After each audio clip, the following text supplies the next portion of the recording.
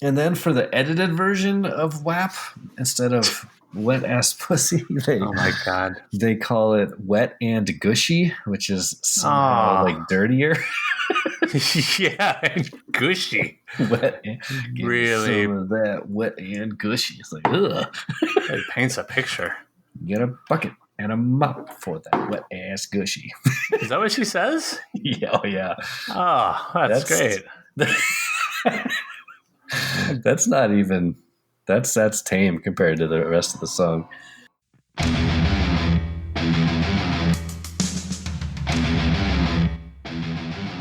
Welcome to Predator Minute, the podcast where we break down the 1987 action sci-fi classic Predator 1 minute at a time. I'm John Zabriskie. And I'm Jeff Glover. And today we're talking minute 94 of Predator. 94 you can call the Charles Hall of Famer Haley of minutes. The Terry Crews, who I guess I didn't know played professional football, but when he did, he wore the number 94. 94. I didn't realize either. Oh, go ahead. Oh, so I didn't realize that he played in professional sports. I would have assumed he played sports, but I didn't realize he did it professionally. Right. Yeah, I didn't realize that either, but there you go. There it is. And Dalen Mack.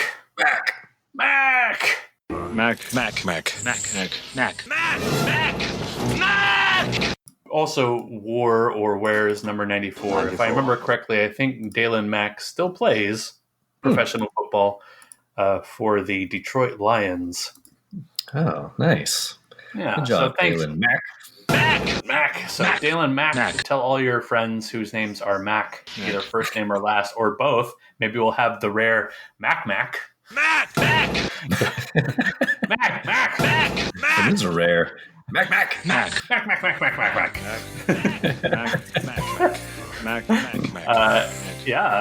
Some other sports related things, because 94 stands out in a big way for me in a few ways, but one of them was the World Cup was played in the United States in 1994. 94. It was the strike shortened year in 1994 in MLB, where it turned a lot of fans off for quite some time. I remember that. Yeah, and it's the length of an NBA court. 94. I always thought that was 100 feet. I guess it's not. I guess it's 94. 94. Look at that. Yeah. Let's see, some other 94s of note. It's the second of 3 consecutive semi-primes, which I advertised last week. That was the product, a number that's the product of 2 prime numbers. Yes. So 94, one of them has to be 2 since it's even. Mm-hmm. So 2 times 47. There you go. 94. It is. 47. And 47 we know is a prime. Wait, okay. Stop there. Let's go. Keep going. Okay. I like this little fact about 94 that each February, Respiratory Health Association of Metro Chicago hosts the Hustle Up the Hancock, the handy, a race up 94 floors of the John Hancock Center in Chicago to raise more than $1 million for lung disease research and programs. So thank you to anybody who's participated or knows someone who's participated in that race. I think I've seen people wear that shirt. Like it's a point of pride. I think it sounds grueling. I've seen there's another run like that in Seattle where they run up all the stairs of the Columbia Tower. Yes. Ugh. And I have a friend who does it and it just looks awful. And every time I go upstairs, and I'll go up like 3 flights of stairs and I'm like doubled over, winded. I'm like, how does anyone do all 94 or whatever? 94. Oh, man. Stories. Ugh. Also, Interstate 94 leaves Chicago and travels up through Minneapolis and Fargo and across North Dakota into it does, huh? Into Montana. It does. Oh. I know that personally because I have driven the entire length of I-94. I-94. Yeah. When you wrote that down, it jumped out at me. So if you'll indulge me, I'll tell you a short story about I-94. 94. Please. So when I was, 22 years old probably. 94. I was in college, but I had just finished spring quarter. And I had a break from school, and for whatever reason, I had a break from my job for like a week and a half or 2 weeks or something. Maybe I was in between jobs. And I had a couple roommates who were also in a similar situation. And we decided that we should do a road trip. And so we settled on Chicago. But none of us had reliable cars except our other friend who lived was going to Central Washington University, and he had a fairly newish, like late '90s model Nissan 200 SX, which, if you know cars, you know that is a very small two-door coupe. So four of us climbed into the Nissan 200 SX, and we drove to Chicago. And it took us several days to get there. We drove I-90 on the way there most of the way. Right. Stopped at a couple different places. We saw the actual Field of Dreams in, I think it's Iowa or whatever it is. But anyway, on the way back, we decided to drive I-94. And which takes us through Minneapolis, which I honestly have no recollection of driving through Minneapolis, but we must have. I do remember coming up on Fargo, and Fargo is a weird town because it's kind of a big city relatively in the area, but it's super flat. There's like no buildings larger than 2 or 3 stories, but it's like sprawling. Kind of reminds me of Spokane in that way. But anyway, we drove through Fargo, and while we were driving across the expanse of North Dakota, where there is absolutely fucking nothing, there's nothing there for hours. We hit nothing. I mean, hours. It is long and straight. I had gotten the red eye shift, so I was driving in the middle of the night, and you kind of zone out. And as we're driving, oh no, these massive like summer electrical storms start firing above us, and it was one of the most amazing things I've ever seen. Were these like long spread out clouds with like instead of just it's like the sheet lightning, right? Instead of just like the spike of lightning, which we see here in the Northwest, it was like lightning that jumps from cloud to cloud and like stretches across the sky. And then right in the middle of that electrical storm, an animal ran out in the middle of the highway or the freeway, and I had to slam on my brakes and come to a screeching halt in the middle of the night on I-94. We didn't hit anything. We didn't fly off the road. But that's my I-94 story. The time I saw an electrical storm and then almost shit my pants. Did everybody in the car wake up when you? Yeah, everyone jolted awake. Yeah, we had a rule that whoever was driving, the person sitting shotgun wasn't allowed to sleep. They had to also stay awake with the driver. So, especially for the nighttime shift. So my driving partner was awake with me. Awesome. Yeah. But that was a cool road trip. We drove to Chicago. We stayed there for 3 days. We saw a concert and then just drove back because we ran out of money. We were poor. So just drive till you run out of the money. Yeah. Yeah. We made it home buying gas on high interest credit cards that we had. Charge it. Anyway, sorry for the side story there, but no, go for that's what we're all about, man. 94. I also repeat it when I hear the number 94. I go 94 because 94. In the Star Wars universe, 94 is one of the few numbers like anybody ever repeats in a movie. Specifically, when Han Solo is telling Obi-Wan Kenobi and Luke Skywalker were to meet them. He says, docking bay 94, and Obi-Wan famously repeats, going 94. Han Solo. I'm captain of the Millennium Falcon. Chewie here tells me you're looking for passage to the Alderaan system. Yes, indeed. If it's a fast ship. Fast ship? You've never heard of the Millennium Falcon? Should I have? It's a ship that made the Kessel run in less than 12 parsecs. I've outrun Imperial starships. Not the local bulk cruisers, mind you. I'm talking about the big Carillion ships now. She's fast enough for you, old man. What's the cargo? Only passengers. Myself, the boy, 2 droids, and no questions asked. What is it? Some kind of local trouble? Let's just say we'd like to avoid any imperial entanglements. Well, that's the real trick, isn't it? And it's going to cost you something extra. 10,000, all in advance. 10,000? I'd almost buy our own ship for that. But who's going to fly it, kid? You? You bet I could. I'm not such a bad pilot myself. We don't have to sit here and listen. We can pay you 2,000 now, plus 15 when we reach Alderaan. 17, huh? Okay, you guys got yourselves a ship. We'll leave as soon as you're ready. Docking Bay 94. 94.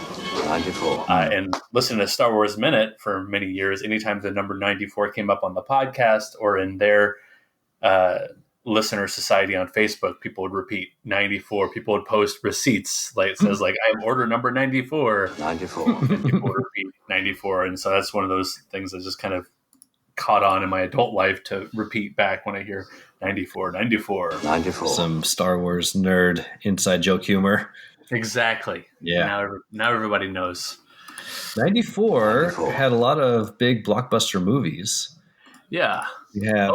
Here, let me tell my story. You told your story. Let me tell my story. I have a specific story for 94, 1994. Okay. 94. And 1994 kind of sticks in my life as like a big pivotal moment. 1994 was the year that my dad moved us all out to Seattle from Tennessee. And like right after basically I had graduated middle school, I'd graduate 8th grade in Tennessee. And then like we moved out here, and instead of going to high school, I was like back in the junior high system as a 9th grader, like, oh man. And that totally like just like kind of reset a lot of things for me. So like 1994 was like a pivotal year in maybe some good ways in that like the place I went to school had a lot of good inspirations for teachers for the first time for me. And I used some of those people as inspiration to become a teacher myself, but also kind of negative in that like I was planning out like my high school career basically with like a buddy back in Tennessee. Like we're going to do this and play football and take these classes. And then just kind of like was uprooted in the middle of that summer. So 1994 is definitely like a pivot point in my life. Yeah. My family never moved while I was going to school. In fact, my parents still live in the same damn house, and I want them to sell it and move. But yeah, so I remember thinking like when I was in school how hard it would be to just like pick up and move somewhere and be dropped into a new school. It was very hard. Like I said, it was just like pushing a reset button on like, you know, someone like me who's pretty quiet, pretty introverted, having to like do a lot of like friend making and whatever club participation over again. It was hard. It was a hard time. And I'm glad I'm acclimated now to where we are. But yeah, at the time it was very difficult. Yeah, especially right as you're starting high school. Yeah. Yes. Yeah. Yes. Which is, the easiest time in your life, right? Early high school. Yeah. No problems there. No problems. Very easy. Very easy. Just start over. Okay. Darn. So then you must have watched lots of movies in 1994. 94. I did watch a lot of these movies, and this is where when I really started following sports. So like saying the World Cup, I remember when my dad moved us out here watching the World Cup on like this little tiny TV he had in the living room, watching a lot of baseball, like calling up sports phone. I had that like memorized, like, oh, here baseball scores, hit 1, and you hit 1 and it would just read the scores off so that you knew the scores before they came out, in the newspaper the next morning. Wow. Yeah. Yeah, it was it's pretty intense. So that's where a lot of my sports like knowledge comes from is coming from the year 94 from 94. Really focusing on like internal stuff like that and playing a lot of video games that I listed on here. But yeah, what stands out to you movie wise? Well, there's a lot of big kind of blockbuster movies from this year.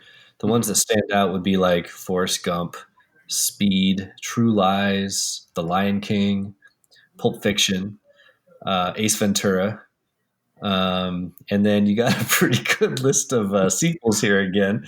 Yeah.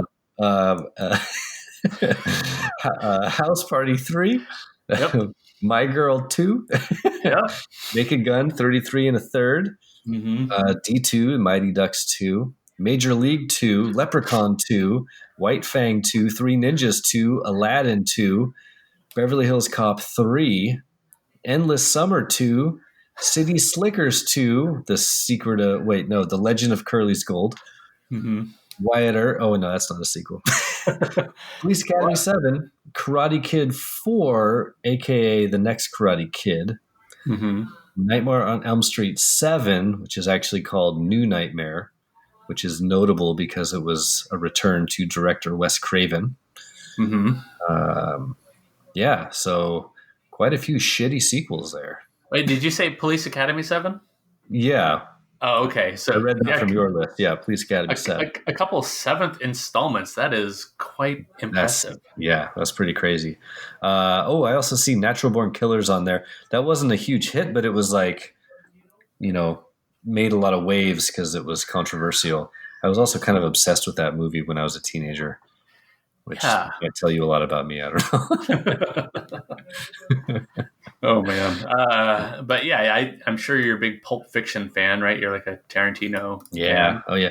That movie, like, I mean, what can I say about Pulp Fiction that hasn't already been said? But that movie really did like change me in a way. It came out in '94, so I was 14. It was right around when I was starting to be allowed to kind of watch whatever, and I saw that. I saw that movie, and it changed the way I thought about movies, and it sent me down a path of like wanting to watch like more grown up movies and classic films and to fill out my movie watching world, beyond just kids movies and stuff. Right. Yeah. I would say you could lump that in with Shawshank. Those are like two movies right there, Pulp Fiction and Shawshank Redemption, that people rank really, really highly to this day as just like film masterpieces and a lot of people's favorite, which is really cool. I myself don't really much care for either one of those because they're just not my style of movies. I'm more in the Time Cop camp, which came out. I was just about to say, and also Time Cop. Also Time Cop. True Lies. You had, I mean that was a big one for me because it's Arnold again, and James Cameron is directing him there. Yeah. It's a good list. Good year for movies. Hey, Clerks, Stargate, The Professional. Those are all really good. Nice. Yeah. Let's. Last thing I'll say before we move on to the actual Minute of Predator here is we have another movie music tie-in with "Can You Feel the Love Tonight" by Elton John from, of course, Lion King. Lion King, I believe, is the number 1 or the number 2 movie. I think it's the number 1 movie that year. And "Can You Feel the Love Tonight" is up there as one of the year's big hits. So and the 90s are full of these. Yeah. That's cool. Nice find. Yeah. Thanks. All right. Well, I think we've exhausted that list. Should we jump into Predator? I think so. Minute 94 opens with some Predator blood dripping on the rocks behind Dutch, and it ends with 2 blades coming down on either side of Dutch's neck into a log. Might be the coolest ending to any of our minutes that we've done, but pretty high stakes end, a little climactic. Yeah. Can't wait to see what happens next kind of ending. Love it. Cliffhanger style. Yeah, cliffhanger at the end of this minute. Yes. We're going to split this minute up into 2 sections, as we often do. The first section will be about 22 seconds. We carry over from last minute. We see the neon green Secret of the Ooze drips down on the rocks behind a muddy Dutch. We see Dutch in an extreme close-up, and he tries to look behind himself at whatever is there. We see but do not hear one of the Predator's feet stepping onto the rocks. Cut to Predator vision, we can clearly see, even though he's still black and blue, Dutch's body outline.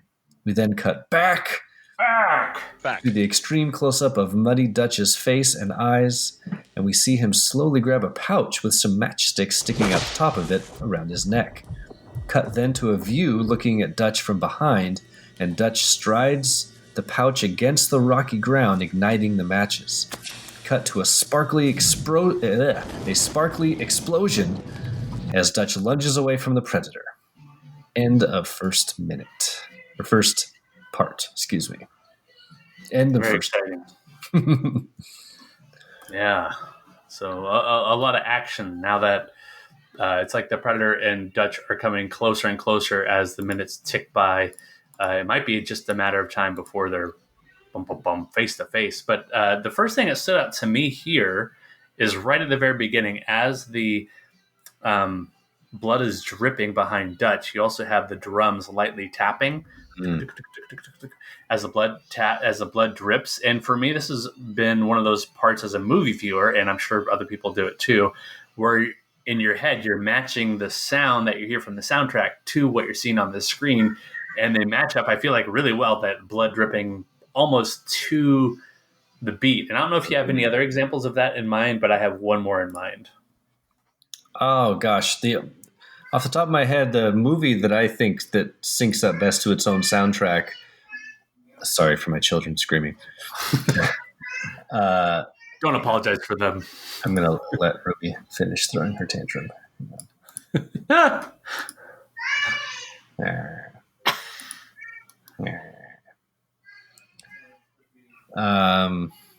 Where was I? The movie that comes to my mind that syncs up best with its own soundtrack is Baby Driver. I don't know if you ever saw Baby Driver. Oh, yeah, it totally does. Yeah.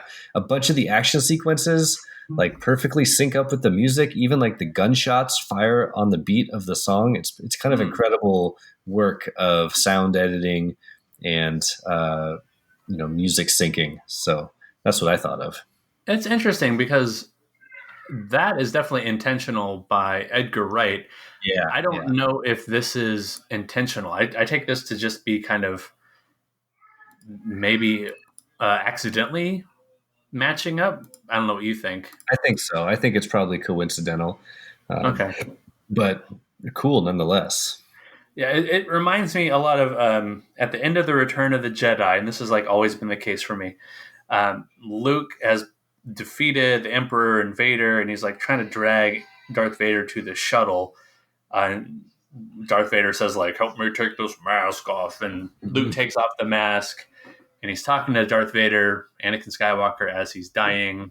And in the background, as you hear the dun, dun, dun, dun, dun, and it's like this really like high-pitched, sad version of that song.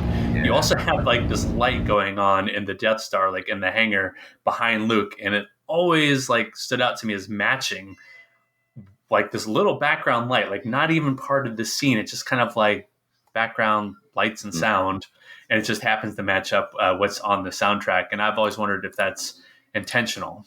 Yeah, or just coincidental. Yeah.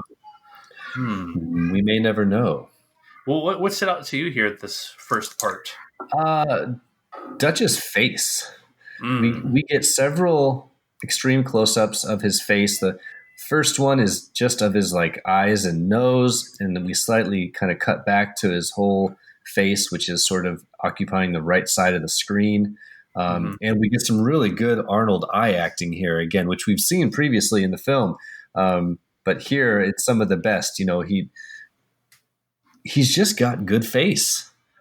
Yeah, he has good face acting. He has some good, I don't know what you'd call them, maybe gray eyes. Yeah, which match really well with his muddy skin. It's like they're a perfect match. It's almost like they looked at his eyes and they're like, "Oh, we need to color the mud this certain color to match his eyes." And it's the contrast. The whites of his eyes are very white, and they just really pop out against the muddy skin background.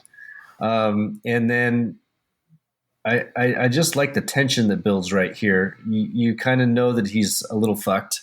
We got the secret use dripping. We see that foot coming down in the background. We get the great that I can't make that sound. The sound they always make as we go into predator vision. Yeah, it's like a whip. It's like whoosh. Yeah, and then we whip, and like that sort of like punctuates the tension. Like, you know, we're all kind of sitting on the edge of our seat wondering what's going to happen, and then that wow happens, and we realize the predator, although he's still black and blue in his vision. He can clearly see Dutch. He knows exactly where Dutch is. Which raises the question, if he can see that Dutch's outline is here, he must see a giant red heated ball erupt from Dutch's hand when he lights that little pouch, little talisman around his neck. Yeah, I mean, that you have to kind of suspend your disbelief a little bit here, right? Because he does light that match. And who knows? Maybe in the context of the story, it's supposed to all happen very quickly. I mean, it does happen very quickly on screen. He does the swipe, lights the little torch thing, and then runs his ass out of there. Right. But yeah, I mean, obviously the Predator would have to see that immediately. And we had Eric Deutsch on the last couple weeks. Thanks again, Eric, for coming on. Really appreciate it. Mm-hmm. It's all bullshit. You set us up. You set us up. It's all bullshit. Eric's getting alive. All those things. So thank you, Eric. And one of the things we were discussing was when Predator shoots at the Rock. I mean, is he just doing it to draw out Dutch? And maybe he's trying to further entice Dutch out in the opening so he can have a better one-on-one with him. Mm. The other thing we notice here is he has to leave his weapon behind, doesn't he? Yeah, really sad. We've given the spear a little bit of screen time when you picked it up a few minutes ago. Yeah, I think at the end of 91, and then he's thrown the other spear, the explosive partner to that spear, and we're pretty sure that his life support knife is the sharp point of this spear, and he just leaves it behind. He jumps away with it. An interesting choice. Maybe he can't really be as agile holding that. Right. Well, if he had eyes on that branch that we'll talk about in a minute that he attempts to swing from, he knows he can't carry the spear at the same time. So in a split-second decision, whether good or bad, he had to make it, and he chose to leave it behind to try to make his escape. Now, speaking of this flame, do you think this is? I mean, obviously it's explosive. Is this just the leftover explosive he had in his pocket? Leftover gunpowder, perhaps? I think it has to be. We don't see him make it, which is right. Another John McTiernan trademark of this movie is not showing every step of the process, which is great. All we do see is this little bag with a couple matches sticking out. And when he lights it, it explodes in a big shower of sparks. And I really like that John McTiernan didn't show him making everything. He didn't show him making the spears. And two, I like it showing the inventiveness again of Dutch. I've never ever noticed until I paused it or slowed it down here that it had these matches sticking out, and that's what lights it when he just strikes it against the rock. These somehow still functioning strike anywhere matches. And he has the matches kind of bundled together. So they all kind of light up together, throw them on that explosive. It's kind of like your trick, right? Didn't you do a similar trick where you put a bunch of match heads in a tennis ball or something? Right. It was the insides of some Piccolo Pete's. And again, we get an awesome spark-heavy jungle explosion here, which I have already professed my love for throughout this movie. So that just makes me happy. Yeah, he is trying to escape the Predator here. He's thrown another little diversionary thing in the path between him and the Predator. And like I've mentioned, it's like he and the Predator just keep coming closer and closer together. When he sets that thing off, the Predator has to be maybe 5 feet behind him at the most. Yeah, pretty close. Yeah. The Predator is somewhat slow to react. Yeah. Right. We kind of talked about that, I guess, but in a sense, he's sort of watching this happen. Right? Yeah, he's watching it happen, and then we're going to see, I believe, a lot him play his own hand about how much he wants to really kill Dutch when we talk about the next part of the minute. Well, shall we? Hey, let's talk about the next part of the minute. Oh, perfect segue. I'm excited. I like this. This section is great. Yeah. All right. Action Jackson. Carl Weathers is Action Jackson, and action is on the way. All right. Second part here. going from second 23 until the end of the minute. After Dutch's lunge away from the predator, we cut to a wide shot of Dutch running above the ravine, with the explosion growing larger in front of the predator. Dutch leaps for a sickly-looking branch as the predator turns to look after him. Cut to a close-up of the predator's face as he fires the shoulder cannon after Dutch, hitting the branch and causing Dutch to fall backwards into the water below. Backwards. Cut then to Dutch swimming under the water for a few seconds before coming up to the shallow end. He then exhaustedly crawls towards a log. We cut to a wider scene of his new surroundings where he starts to push up off the log and out of the water. Just then, the predator stabs 2 blades down around his neck and onto the log, possibly pinning Dutch to the wood. Mm-hmm. End of minute. And the way listeners should know that the way you chopped up these minutes, this minute ends with those blades coming down around his head, and then the minute just cuts. It's pretty great. It's a pretty great end. You know, it's great when you instantly want to hit the next minute and see what happens. But we can't right now. We are stuck in this moment in time, minute 94. So what stands out to you for this second part? God, this stunt. I think this is an underrated stunt in this movie. A movie that's full of great stunts. But Jesus, like, I assume this is a stunt double doing this jump, but this is a real-time jump, and we basically see the whole thing happen in real time. There are a couple of cuts, but like this dude really did jump off this thing, grab this branch, which breaks, and he immediately falls backwards. And like, this is a fall, man. He falls backwards, and his upper back and shoulder and head, that's what hits the water first. It is like a real awkward way to land in the water, and they pull it off. Yeah, I mean, you feel the surprise and pain of that fall. You know, like you can. We've all probably had times that we fell down unexpectedly, or maybe we're pushed into the pool or something. You know, like. Right. We all can watch that stunt and we can feel that sensation of grabbing onto that stick, but then having it fail horribly right as you're swinging down. So all your momentum just pulls your body, you know, kind of flips you. So you go head first towards the water.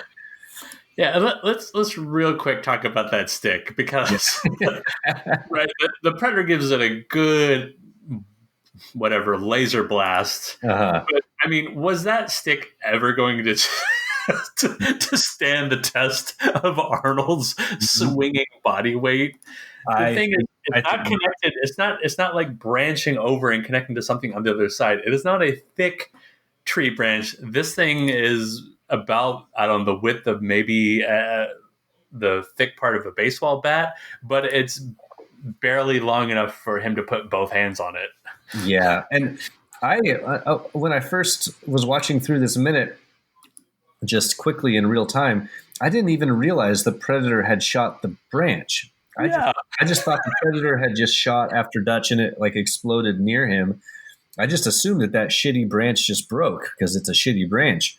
But you're right. When you look at it closely, it's very deliberate that they show the shoulder cannon firing at that branch just as Dutch is swinging on it. I think the predator actually shoots 2 lasers. It's hard to tell because Dutch's explosion creates identical sparks. Yeah. It's like the pyrotechnics are like, well, we'll just blow it up just like we blow up things hit by the laser blast. Yeah.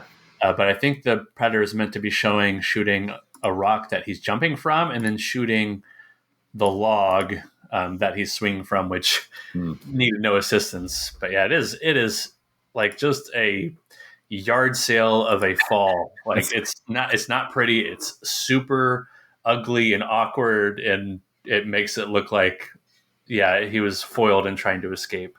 It's the sign of a good stuntman, right? Like if I was to try to jump onto that stick, that's how I would fall. You know, yes. It would break and I would fall and look like an idiot, you know, like it's a real fall. It's not like it's obviously they had to coordinate it for the movie, but man, it looks like a real awkward, spur of the moment fall. Yeah. And it is superbly edited to keep that awkwardness full on because he is jumping. It's a cut, and then it's. Let me see. It's. Oh wait, let me go back. Sorry, because he is escaping. He jumps. Cut to Predator. Cut back to him jumping. Cut to side view. Cut to front view of him falling. That's what, like 4 cuts in all of 2 or 3 seconds of Boom, boom, screen boom. time. Probably takes forever to put that together. It takes forever to cut that just right. But you have the explosions going on. You have the splash happening. Keep the continuity of his body. So Right. There's no weird lapse in time. Like, it all feels seamless. It's really good.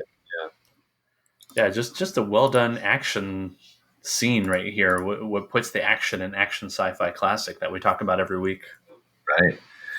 But the water breaks his fall, and he does not get hit by the explosion, because in the next seconds we see him swimming underwater and getting away from the predator here. Now, right as you're watching this, a sense of dread comes over you, because you know what has just happened. The mud that was all over Dutch obviously is not going to be on him when he gets out of this water. Right. This is like the moment in time when you're watching a vampire movie and the sun goes down, or a werewolf movie. I think Wolf came out in 1994. 94. Oh yeah. That moment in the werewolf movie where you see the full moon and Right. bad stuff is about to go down. Yeah, and he pulls himself out here, and our intuition was correct. He has no more mud on his body. This little part where he pulls himself up out of the water, it looked a lot like that first scene when he pulls himself out of the lake or the river, and when he first discovers the mud. It's a very similar looking little crawl out of the water. Yeah. But instead of into the mud, he's going up on a log, and I had to make a note because I feel like I've written logs so many times in the notes over the minutes. I had to write down like this continuous appearance of logs and or branches playing pivotal roles in this movie. Yeah, this movie stars logs. Yeah. I mean, it's the very first thing we talked about having an important impact, like literally, was the stick log that Ana hits Panchito in the face with to begin her escape. And we call that the slog. Right. You had Panchito crushed later by a log, which was, I guess, an X branch that the predator blows off of a tree and swings and hits him. And It goes, look out! Yeah.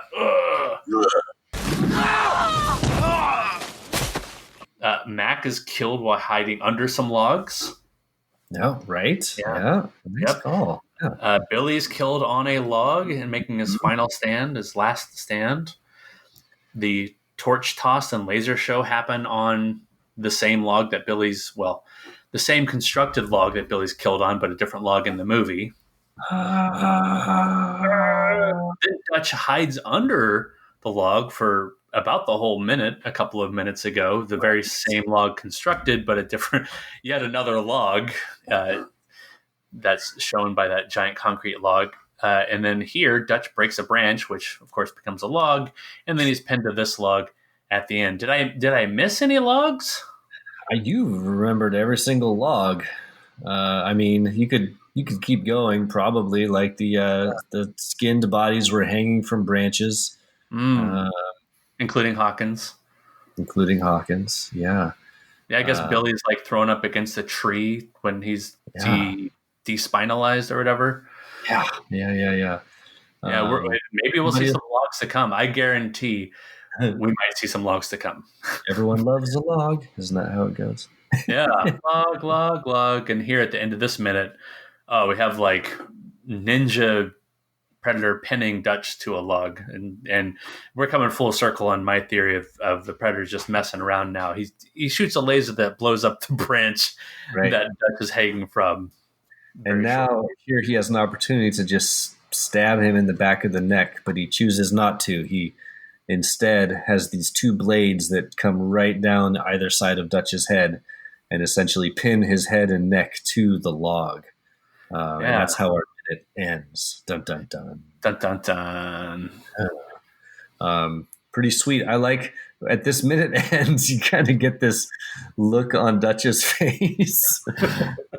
You wouldn't see this unless you had paused the the movie here like we did for this project, but it's funny because his face looks very indifferent to what's happening. It does look different. I wondered how to phrase that. I didn't have a good. He's kind of like, wah, wah. He got me.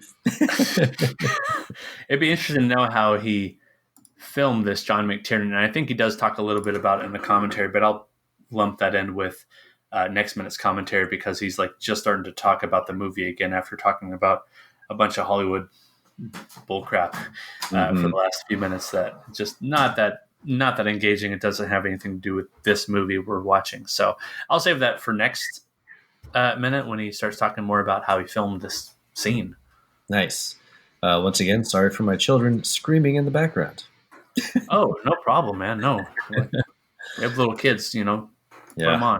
Have them discuss what they think about this green dribbly blood. All right. I feel like we walked through that section pretty well. Did you have anything else to cover there? I kind of hit all my pieces. I think I hit all my pieces. How do you think the Predator does that? The Predator doesn't have the invisibility anymore.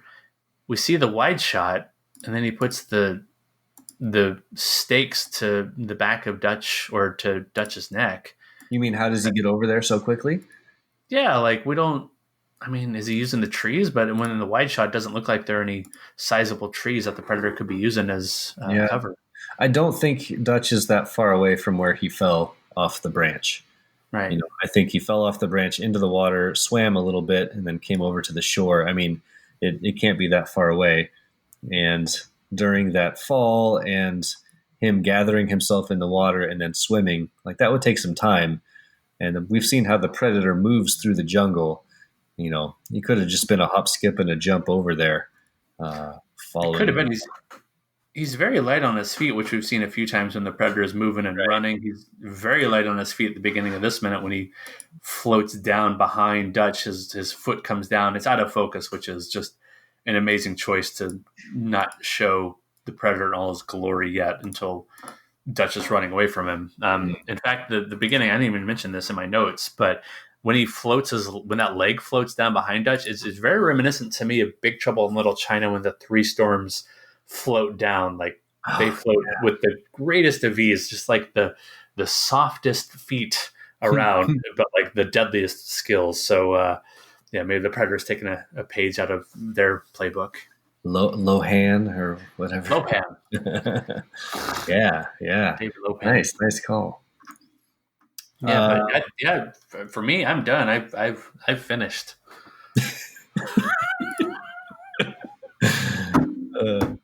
Go find yourself a cigarette and.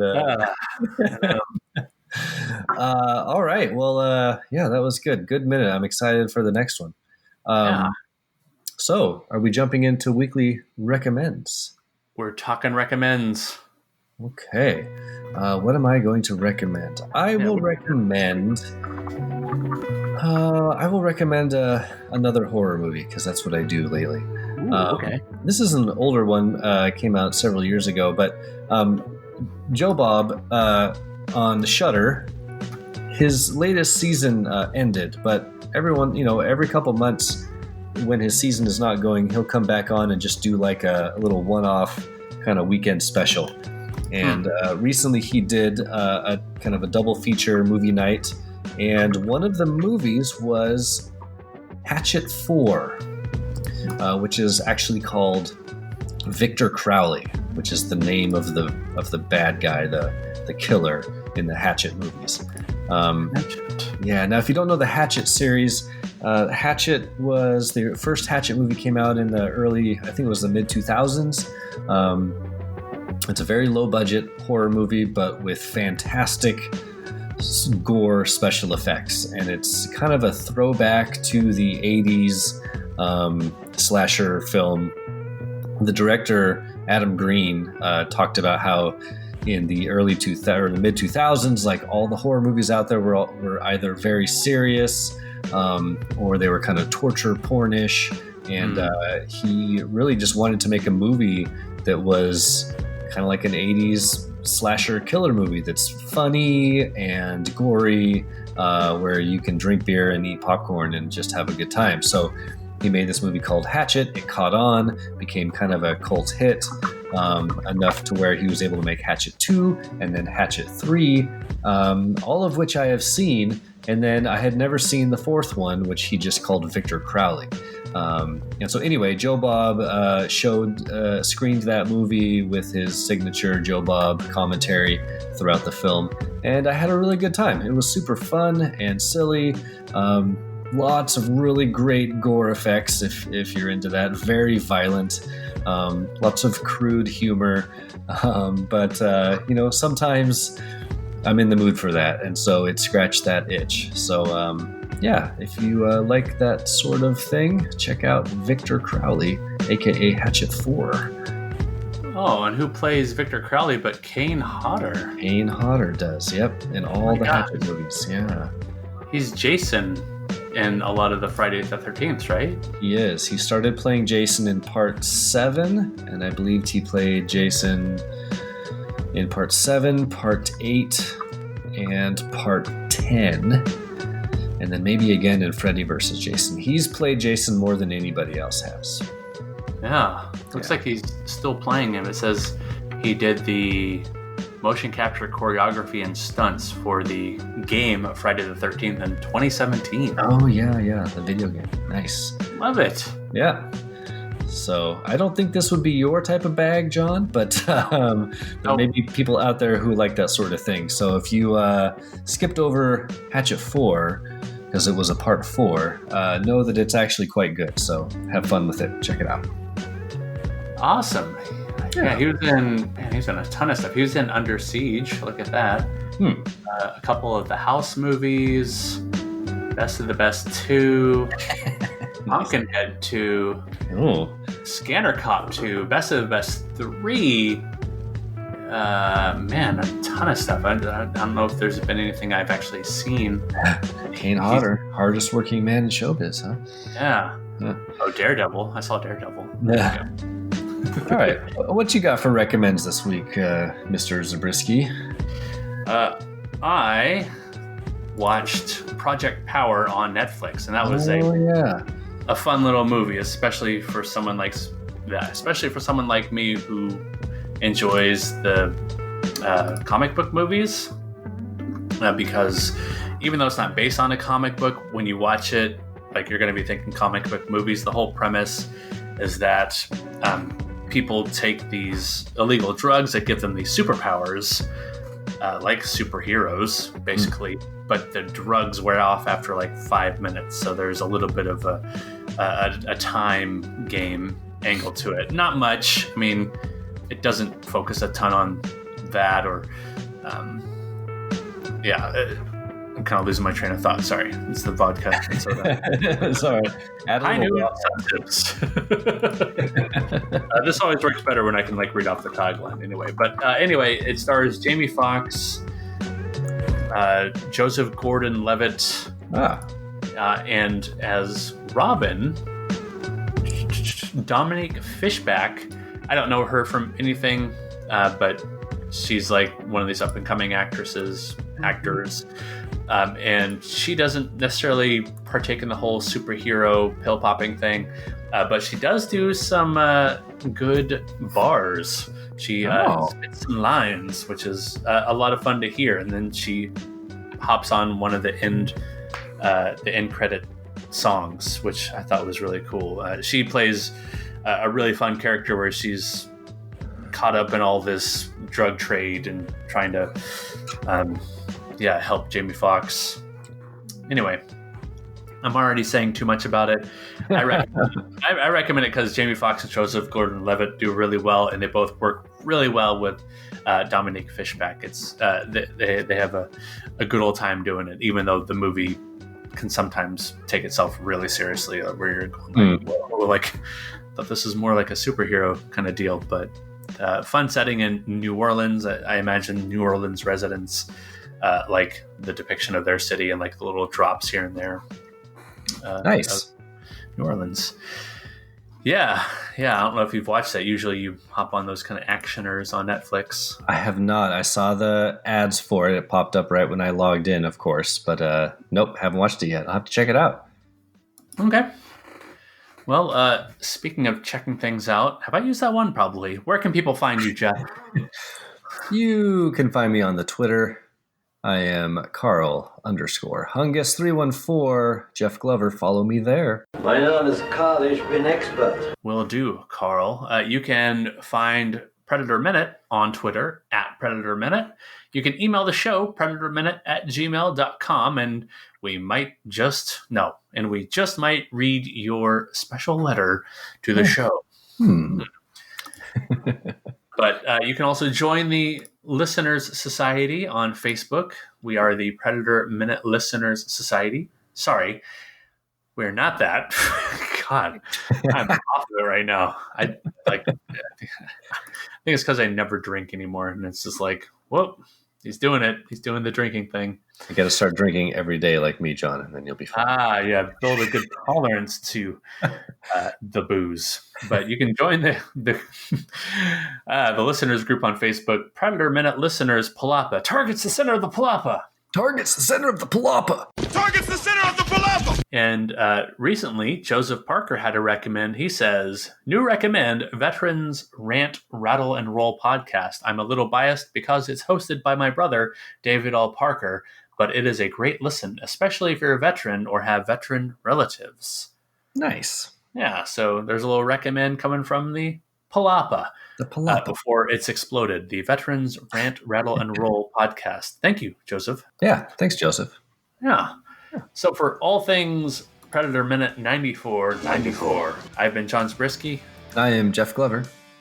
Hey, thanks, Jeff. And until next time, stick around. Stick around. stick around. Stick around. The